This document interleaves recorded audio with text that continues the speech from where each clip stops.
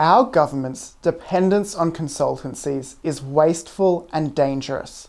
We fork out billions of dollars of public money for government to outsource work to big consulting firms, and in return, we've seen them betray public trust and work against the interests of the Australian people.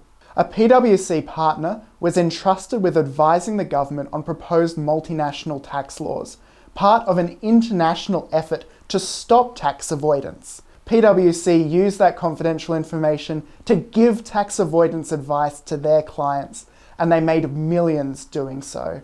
And do you remember robo-debt, the disastrous, unlawful scheme that demanded that vulnerable Australians pay back debts that they never owed?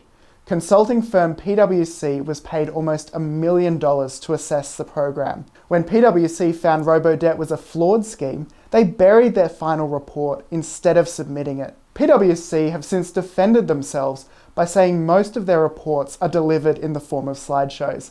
But the Australian public shouldn't be charged hundreds of millions of dollars for PowerPoint presentations. To add insult to injury, some consultants call the government the dairy because they milk it for all it's worth. And because they have private sector clients too, consultants can be reluctant to give government advice that could negatively impact their other clients. Most of the work outsourced to consultants could be done by public servants who can be called before Senate estimates to be questioned and whose emails and documents are subject to freedom of information law.